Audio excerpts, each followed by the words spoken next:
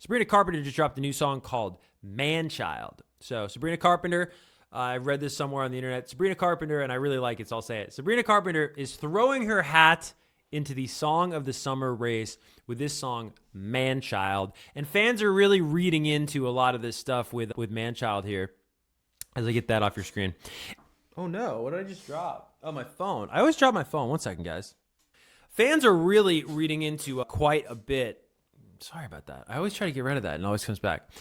But fans are really reading into this Manchild release because allegedly it's a year exactly to when she released Please. And so Please was apparently about a high-profile guy she was dating. And people are saying because this was released exactly a year after, that this is now about the after effects of that relationship, which I guess they broke up. I'm not the best at celebrity gossip. But Manchild, I will tell you, was produced by Jack Antonoff, a frequent collaborator to not just Sabrina, but to really everybody. Jack is the man. So funny, because last week we were talking about how I said MGK is a really cool guy. Jack Antonoff's a fucking real cool guy. Real cool guy.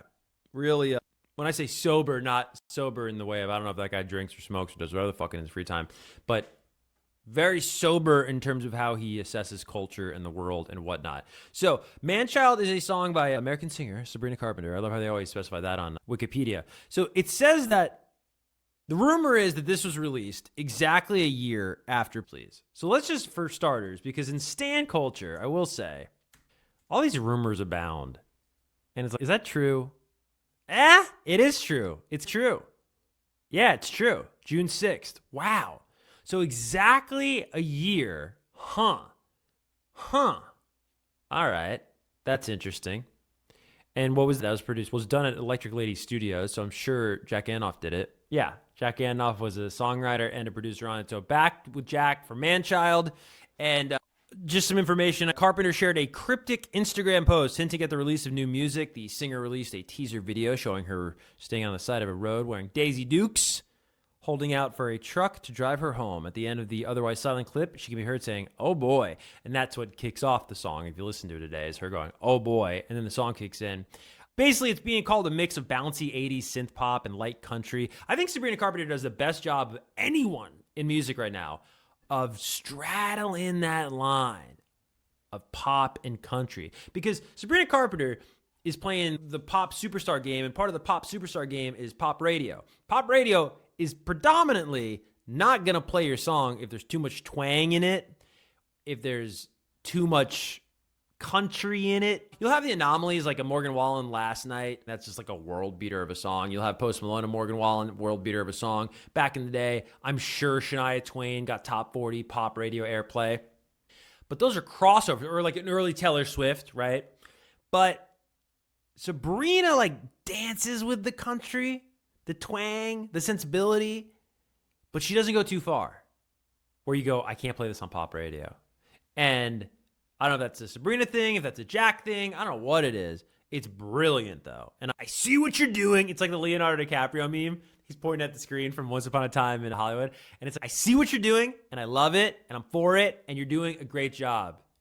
See, now I'm two memes. Now I'm Leonardo DiCaprio in Once Upon a Time in Hollywood, pointing it out. And now I'm Kris Jenner going, you're doing great, baby. You're doing great, honey. Keep it up, guys. Keep it up. I'm going to be up for fucking ever, by the way. 9:45 p.m., I'm drinking coffee. It's not going to end well, guys. It's not going to end well. And apparently this relationship didn't end well with Sabrina Carpenter and whoever the hell the song's about. You know why I don't like getting into celebrity gossip? Is because it's weird. And I don't know these people, but it's weird when I hear people talk about celebrities I do know, and I'm like, yeah, I don't want to comment on that. I know that fucking guy. And I don't know him, your best friend, but it's you work with the guy. That's a good analogy. I think that's a really good analogy. If you don't work in the entertainment industry, if you ever wondered what it's like a relationship, the kinship between like artists and like a guy who does what I do, it's like you're buddies with some, but even that is like you go to school with them. Does that make sense? Like they're classmates and you're good friends, or you do business together. You know what I mean? They're there to promote a record and you're there to make them look good and hopefully get some good sound bites that in this day and age, a lot of the goal is like, hey, I hope a clip comes out of this that does well. But when you get to know some of these people, you realize they're just human beings, and it's like weird to talk about other human beings like relationships. I don't know. I would probably be getting more views. Not that I'm mad about views, but I'd probably be getting more views if I was like more into that crap. But it feels weird to dive into this shit that I have no idea what happened between these two people, and nor do I really care. But I don't think you're here to get celebrity gossip news. I don't think you would follow Kevin Kenny for celebrity gossip news. But anyways, Sabrina Carpenter dropped this song, and the video is very cool. I don't know who directed the video. We can look it up. Who directed? See, I can't even watch music videos with you guys. Isn't that a bummer? Who was it? Oh, two different people that I haven't heard of. Huh. Oh, Gal Mugia and Vania Heyman. Okay, cool. Not familiar, but the video is very cool. I would encourage you to check it out. And I think Sabrina Carpenter, I want to say this about this topic. Sabrina Carpenter deserves a lot of credit. And I don't think she's getting the credit she deserves. She's getting the accolades. So she's getting the #1 hits and the amazing VMA performances. That was so cool, dude. Last year at the VMA, she came down on this like chair thing. That sounds so stupid, but it was like a chair thing. Look it up. And it was really cool. And there may have been a disco ball involved. And then, wait, didn't she make out with a Martian? That was a weird performance. I will say, I hated how the VMAs were set up last year because we were so far away from the stage. It was weird. You're usually on the stage when you work at MTV and you're where they put you. So it's really cool. You're like immersed in it. You're so close. Dude, we were like far. I'm not like complaining about my seats or nothing like that, but it was like the setup of the UBS arena. I hope they do it differently this year. It's because I'm trying to remember Sabrina's performance, and I'm like, oh yeah, maybe she did make out with a Martian, but it happened way the hell over there. Anyway, Sabrina Carpenter is getting the accolades. She's getting the top 10 hits, the #1 albums, the #1 hits, all that good stuff. The airplay just out the wazoo. She's all over US radio right now and probably UK radio over there as well in the pop formats. But she's not getting enough credit for completely flipping the disposition and the point of view and the dynamic of the female pop star of the moment. I'll give you an example. Please is a song that we just said she released a year ago. The whole point of the song is, hey, dude, I like you. And maybe this turns into something, but maybe it doesn't. I just did my makeup really nice. I know I look great. Don't you be a dick, and don't you be an F-boy and make me get upset and cry and ruin this makeup. Please don't embarrass me, right? Don't embarrass me. Don't be an idiot. Don't let me catch you texting a chick. Don't let me catch you cheating. Don't let me catch you in the DMs of an OnlyFans girl, right? Because, like, I have an ego, and women are allowed to have egos. And that being said, in pop music, and we'll dive into this more, but that being said, in pop music is a big deal, okay? Because when I was a kid, the leading pop star wrote songs like, I'm a slave for you. It's not literal, but think about that. The pop star of the day, Britney Spears, her lead single on a given album was a song about being in servitude to the love interest. I'm a slave for you, right? Now, the leading pop star, Sabrina Carpenter, is saying, I don't even need you, dude, but you're cute. I dig what we got going on here. Let's see where this goes. Just don't be a fucking idiot. And I think that deserves a lot of credit. That is a massive shift in popular music in terms of what women are saying on records, in terms of messages that are getting out there. And that has a big ripple effect. It really does. Young women listening to this and going, oh, because like they've probably always felt that dealing with these fucking idiot guys, right?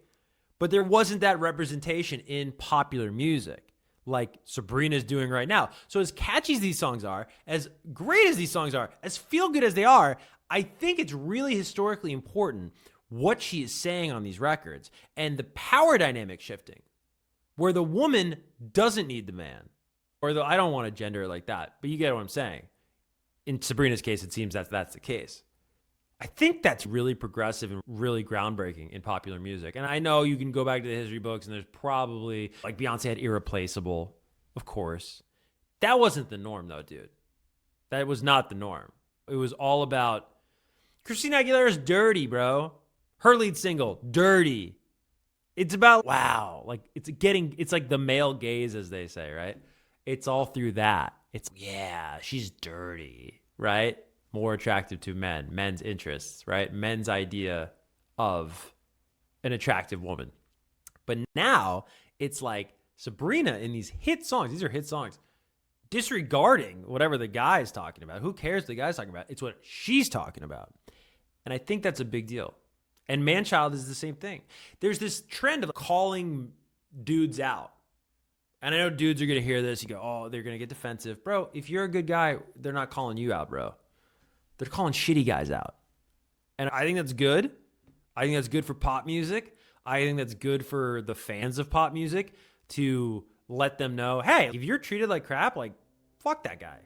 So I think she deserves a lot of credit for doing that. A lot of credit. Especially Manchild now, a continuation of what I'm talking about, where she's just calling it on. These lyrics are great. We got to read some of these lyrics together. Manchild from Sabrina. Just dropped today. Yeah, this is so relatable too. If we have any ladies in the house, this is just unbelievably relatable, I bet. And obviously, it's not speaking from experience. I'm speaking from my we need it. By the way, we need a term for friends that are girls, bro. And I'm not saying gal pals. Do not suggest gal pals. But girls can say guy friends. Yeah, my guy friend. So you're like, oh, you're not dating your guy friend, Jerry. But if I say, yeah, one of my girlfriends, it's like, what like, what does that mean? I just met your girlfriend. You're cheating on your girlfriend? You talk about it that brazenly? What a jerk. No, I'm not. I just don't know what to call. I'm not going to say female friends, my female friends. That gives me the creeps. But let me bring up these lyrics. If you can think of a term for friends that are girls, but they ain't my girlfriend, I'm not buying them nothing for Valentine's Day. No hanky-pankies going on. Nothing to see here, officer. They happen to be a woman. And we're friends. What do we call those people? All right, let's bring up these lyrics for Have You Eaten Yet? What is that, an ad? Also, I'm really going to get in a fight with my streaming software for putting that on the wrong side continuously. Dude, all right, hold on. I think that's better for you. Can you get out of here, bro? Like, really? That's going to be that big on the screen? All right, then forget that. God, that's just like bad advertising. Now I resent that product. You ever notice that with advertising? It's like, when they think it's, stuff it down their throat, get it in their face. No, bro, I will fucking hate your product. Get the fuck away from me. It's so overbearing. Sorry, pop-ups and shit like that. Anyways, Sabrina Carpenter, check out these lyrics. You said your phone was broken, just forgot to charge it. By the way, the worst. That's a genderless excuse. The worst. I don't want to hear in 2025 that you didn't have your phone on you, that your phone wasn't charged, your phone died, that you didn't check your phone. Bro, everyone's on their phone. Everyone's on their phone. I would rather you just tell me I didn't want to fucking answer you right now. Because, dude, there's tons of people I don't want to fucking answer where I see, like, people I love. And I'll be like, I can't talk to this right now. You know what I mean? You know that feeling? You get a text and you're like, okay. Like, I'm going to answer that later.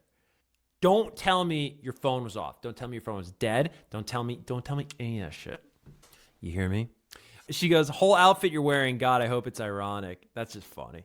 Men's biggest fear is being laughed at. You know that, right? So that's a good dig. Did you just say you're finished? Didn't know he started. I think there's a double on. She's so good at the double entendre thing too. Because I remember when she started doing like the dirty outros. Remember that? Where she would do like the sexual innuendo outros to that song, Nonsense? What a pull. You ever tear a hamstring pulling a piece of information out of your brain? I just did that. Ouchie. Nonsense. Good job, Kev.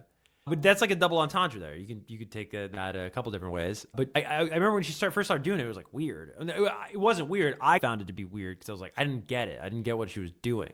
She was obviously just being herself. She's got that sense of humor. But now I think it's amazing because now that's when you think of that, you think of her. And it totally differentiates her from anybody else. That sort of sense of humor, if you will. It's all just so familiar, baby. What do you call it? This is great. She goes, stupid or is it slow? Maybe it's useless. But there's a cute word for it, I know. Manchild. Why you always coming and running to me? F my life. Now, this is the one place in the song I'm going to offer some tough love, okay? I have showered Sabrina with compliments all segment long. One of my pet peeves, whether it's a dude or a chick or who, no matter who you date, that's what's so funny. No matter who you date, no matter what your orientation, we all deal with the same bullshit. You know that? It's funny. It's funny how like people will use sexual orientation to divide. And it's like, you idiots, we're all the same. We're all dealing with the same stuff. We're all dealing with the same issues in these relationships. We're all dealing with the same effery. I don't think I should curse that much on here because that's another thing we might learn. I don't want to get demonetized. Effery from whoever we're dating in the single life. Why don't we just let that bring us together? Camaraderie. It's whatever. It's a conversation for another day. But anyways, this is a big pet peeve of mine. When people are like, why do all these bad guys find me? Why do all these toxic women find me? Dude, you're pursuing those people, right?